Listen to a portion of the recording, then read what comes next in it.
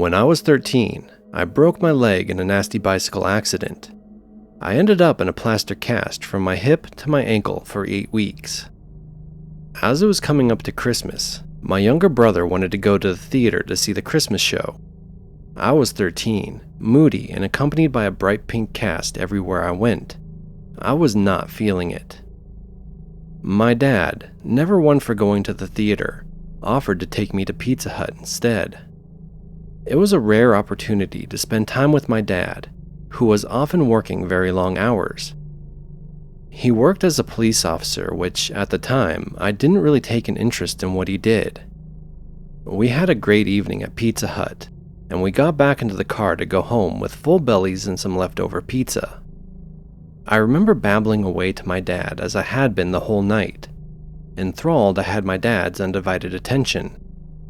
After a while, I noticed he wasn't really responding anymore. We were fairly near home, but still on main roads before we turned off towards our housing estate. At first, I thought he'd just lost interest, but I glanced across and noticed he was permanently looking into the rearview mirror. I asked him what was up, and he said, "The car behind us has followed us all the way from Pizza Hut." I glanced behind and commented that we were still on main roads. I couldn't see that this was an unusual route for this guy to take. He said, "I need to see whether he is or not. I don't want to lead this guy to our house." I rolled my eyes. My dad was always paranoid about stuff like that. We couldn't even tell friends we were going on holidays because he was convinced the house would be broken into while we were away. We were coming up to a residential area before ours that I knew from doing a newspaper round. I suggested the street coming up on the left, as it looped around in a horseshoe shape through a housing estate, and brings you back out on the same main road we were on, just further up. Nobody would take this road to come out onto the main road again. My dad turned off, and so did the car. I will never forget that feeling, that sinking feeling as I watched the car sharply turn behind ours. The car placed its high beams on. I let out a gasp and looked at my dad. He'd gone into work mode. He had completely shut me out. He accelerated down the street, and as we came to the main road, I saw there were many cars still on the main road. He pulled straight out onto the road, meaning the car coming onto the road needed to brake sharply and held down their horn at us. I kept my eyes on the road ahead, breathing deeply as my dad weaved in and out of lanes. A part of me was completely terrified, and a part of me was still convinced this was not really happening, that he had exaggerated or mistaken this. He wasn't really following us. I dared to look in the side mirror and saw it was a different car behind us. I felt myself relax a little. We turned left at the coming roundabout, giving very little room to anyone, and a few minutes of holding my breath thinking we were going to hear the sound of metal on metal. The street we had turned onto was slightly quieter than the road previous. I slowly glanced into the side mirror. It was still a different car behind us. I sighed relief and thought this had really been my dad's imagination. Suddenly, the rearview mirror became completely illuminated again, and I awkwardly turned to my seat to see a car pull out sharply from behind the car behind us, and pulling quickly behind ours. I looked to my dad once more. He grabbed his phone from his pocket and told me to call someone in particular in his phone and put it on speaker. My hands were shaking. I could barely press the buttons. A cheerful voice answered, and before he could say anything else, my dad quickly summarized what had happened. There was a pause, and I could hear voices speaking in the background, radios beeping and answering through radios. My dad barked at me to keep naming the streets we were on to the guy on the phone as my dad randomly turned down streets, trying to keep to main roads. I'm randomly calling names and trying to remember to say the direction we were heading. The car was so close behind us and completely blinding any view. All I could think was, please don't hit us. If we crash, I can't run. What the hell can I do? My leg had only just been plastered. I knew I stood no chance. I suddenly wondered if they were getting close enough to take a shot at us. This for me was unthinkable. It was in England. That's not the norm. Why the hell would someone want to shoot us? We continued to weave down streets and random turns, as I was tossed around the front seat, clutching onto the mobile in my trembling hands. The voice on the phone shouted, "Turn into the Tesco car park that's coming up on the left. We have 3 response vehicles coming from the other direction." My dad sharply turned into the car park, skipping the red lights. I shut my eyes again, waiting for the sound of metal on metal. As we swung into the near-empty car park, the car behind us in close pursuit, blue lights surrounded our car from what felt like all directions. The sound of sirens was deafening. My dad got straight out of the car and ran behind it. I screamed, still thinking someone could have had a gun, and tried to look over my shoulder to see, when my door swung open and a police officer was crouching into the car to help me get out. My arms were complete jelly. I couldn't even use the crutches to help me stand. Another officer came, and between them, they helped me as I hopped to the back of the police car. They were kind and tried to distract me as I was trying to see what was going on and where my dad was. I couldn't really see from my angle, and I also couldn't properly turn due to my leg. They did their best to reassure me, and one had clearly just gone through the nearby McDonald's drive-thru and offered me his tea. I was just a sobbing mess, begging them to tell me what was going on. My dad, after some time, came over to the car and told them to take me home. He had checked, and my mom was back home with my brother. As the police car turned around in the car park back towards the entrance, we could see the police surrounding the vehicle, and 3 men in what looked to be their late 20s were handcuffed, leaning over the car, while a sniffer dog and 2 police officers were taking things out of the car, one of which was a baseball bat. When my dad got home later that night, I asked him what it was about. Who the hell were those men, and why were they following us? He was very reluctant to tell me anything. He did admit it was because of him that they were following us. He explained that he was in a drugs team that dealt with the interception of large shipments of drugs that were being transported across the country, and sometimes people lost a lot of money when they were caught. I just stared at him. I had no idea what to say. He just shrugged and said, "Sometimes people get upset about that."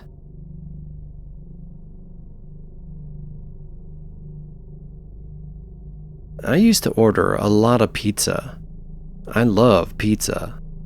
Well, my local pizza place got a new driver who way overstepped the boundaries of what is acceptable.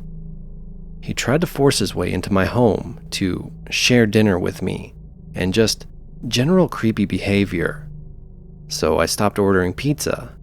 Well, really, I never noticed anything. I have a security system, so I figured all was well and I never really checked it. Well, about 2 months after the pizza incident, I hear scratching at the side of my home. I figured it's just animals. I live outside the city, so there are animals usually looking for a place to nest, and there was a big fresh coat of snow. So I do what I usually do and let out my dog. He's a huge 120-pound King Shepherd crossed with a Marima, and he just bolts out the door. Again, not unlike him when there's an animal outside. But about 15 to 20 seconds later, I hear screaming and swearing, then screaming in pain and terror. I scream for my dog to come back, and he does. He's a good boy, and I call the police. Well, they do a search of the outside of the house. What they find is blood. Lots of blood and pry marks at the side of my house. We go through the footage on my security tapes, and sure enough, there's a person who is trying to force the window open. My dog charges him and tears up his ass and leg pretty bad until I call him back. The man then gets up and limps off my property. Well, at the front of my property, the entrance to my drive has a hidden camera. I get the guy going to his car and his plates. The cops take it and go to the hospital. There was a lot of blood and the person would need medical attention. They find the guy and he just says, "Oh, I was trying to surprise my girlfriend and I fell. For crying out loud, I'm a widow. I never plan on dating again in my life." But they come back to my house and tell me this and show me a picture. Sure enough, it was the pizza guy. They found rope, duct tape, a camera, and a knife in his car.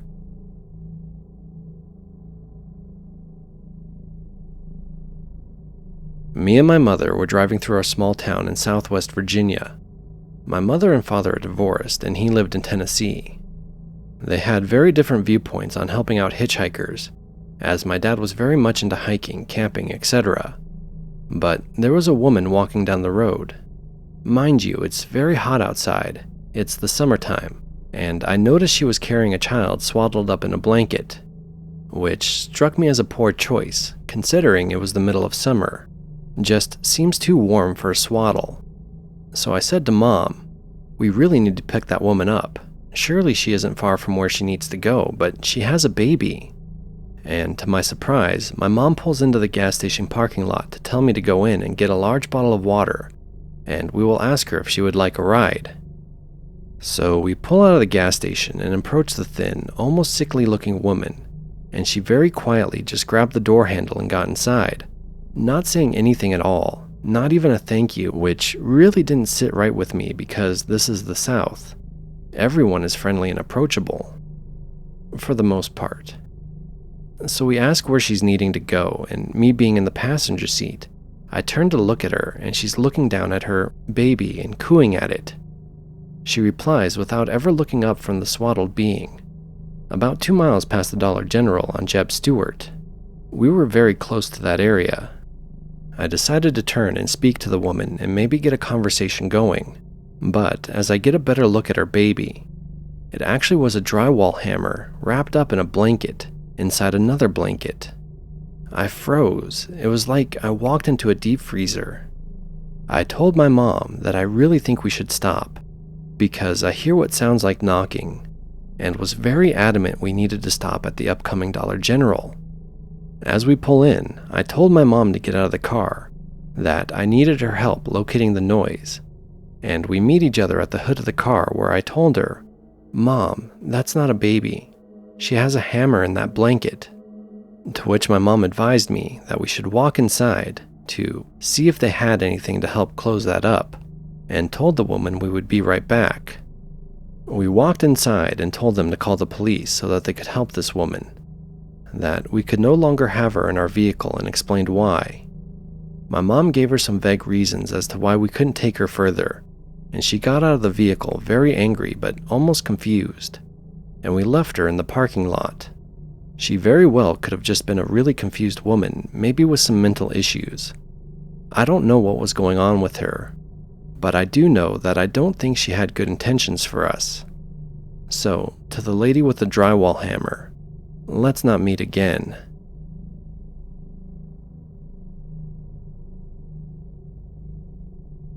So many years ago one night, I was leaving the bar at 3 a.m., the regular closing time where I lived. I lived out in the country and would drive about an hour into the small city to go out on the weekends. So as I'm leaving the bar, my gas light goes off. I know it's a long drive home, so I've got to stop and get gas before I get on the interstate to go home.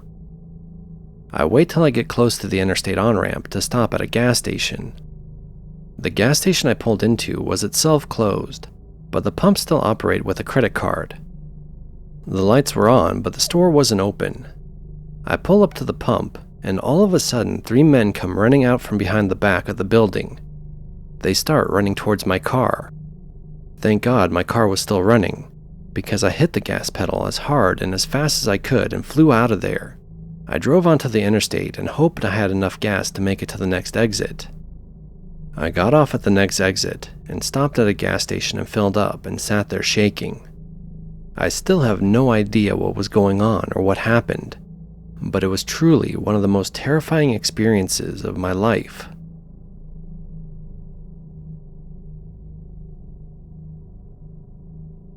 I'll try to keep this short.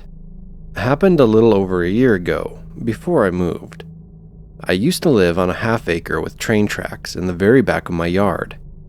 As you can probably imagine, it was a sketchy area, and my little sister and I were not allowed to walk near the tracks by ourselves.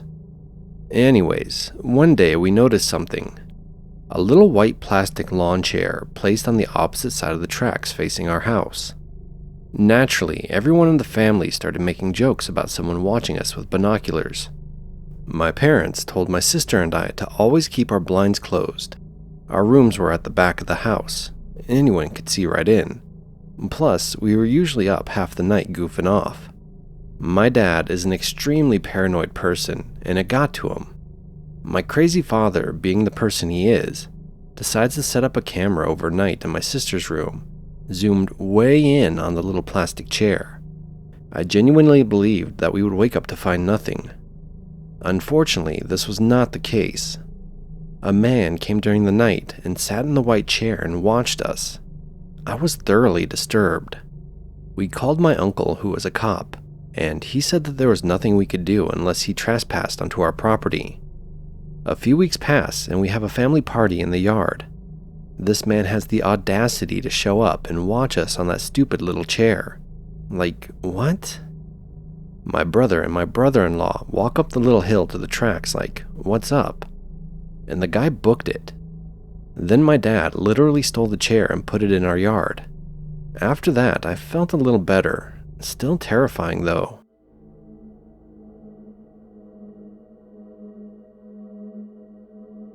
When I was 12 years old and my mom was away, my siblings and I were left alone. We would hear footsteps in the attic some nights, just assuming it was squirrels or something. My eldest sister lived in the first room of the attic, and the room right next to hers was used as storage. Beyond that was poorly boarded up. We could tell there were more rooms to the attic. One day we got curious, mostly because my eldest sister claimed to smell men's body spray in her room some nights, and would talk about noises coming from the other room. So we pried open the boards and went exploring. It turns out there were 2 more rooms. The first one after our storage room was dark and dingy. Creeped me out, but only because it was dark and dingy. The room beyond that had furniture, candles, pages from a nudie mag, and beer cans all over the floor. The room happened to be right over the garage, and our garage had what seemed like a ladder to nowhere, until we discovered that room. They were coming in through the garage.